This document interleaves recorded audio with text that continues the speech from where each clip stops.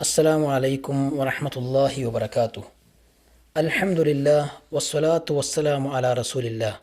അള്ളാഹു എല്ലാവർക്കും ഖൈറും ബറക്കത്തും നൽകുമാറാവട്ടെ. ദുൽഹിജ്ജ 9 അഥവാ അറഫാ ദിനത്തിൽ ഹാജിമാർ എന്തൊക്കെ ചെയ്യണം എന്നുള്ളതാണ് ഈ ക്ലിപ്പിലൂടെ പങ്കുവെക്കുവാൻ ഉദ്ദേശിക്കുന്നത്.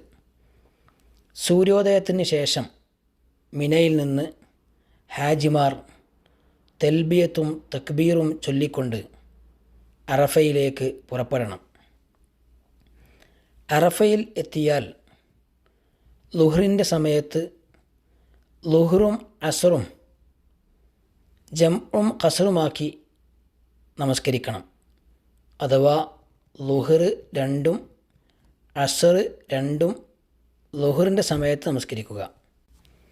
ശേഷം സൂര്യാസ്തമയം വരെ, സൂര്യൻ അസ്തമിക്കുന്നത് വരെ അറഫയിൽ പ്രാർത്ഥനയുമായി കഴിഞ്ഞുകൂടുക. കൈകൾ ഉയർത്തിക്കൊണ്ട് ഖിബിലയിലേക്ക് തിരിഞ്ഞുകൊണ്ട് ഉത്തരം കിട്ടണമെന്ന ഉറപ്പോടെ റബ്ബിനോട്, അള്ളാഹുവിനോട് ആത്മാർത്ഥമായി പ്രാർത്ഥിക്കുക.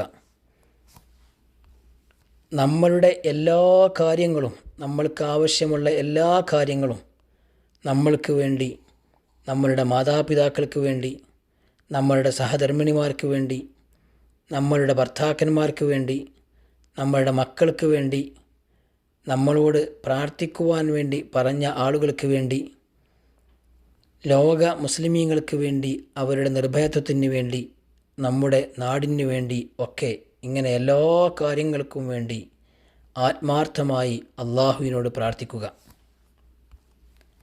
അറഫയിൽ വെച്ചുള്ള പ്രാർത്ഥനയെപ്പറ്റി റസൂലുള്ളാഹി സ്വല്ലല്ലാഹു അലൈഹി വസല്ലമ പറഞ്ഞത് ഖൈറു ദുആഇ ദുആഉ യൗമി അറഫ എന്നാണ്. പ്രാർത്ഥനകളിൽ ഏറ്റവും ഉത്തമമായത് അറഫ ദിവസത്തിൻ്റെ പ്രാർത്ഥനയാണ് എന്ന് റസൂലുള്ളാഹി സ്വല്ലല്ലാഹു അലൈഹി വസല്ലമ പറഞ്ഞു.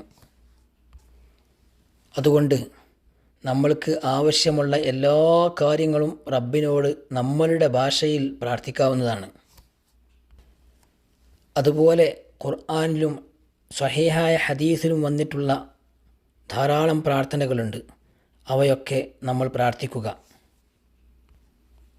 അതുപോലെ ലാ ഇലാഹ ഇല്ലല്ലാഹു വഹ്ദഹു ലാ ശരീക ലഹ് ലഹുൽ മുൽക്കു വലഹുൽ ഹംദു വഹുവ അലാ കുല്ലി ഷൈഇൻ ഖദീർ എന്നുള്ള ദിക്ർ ധാരാളം നമ്മൾ വർദ്ധിപ്പിക്കുക.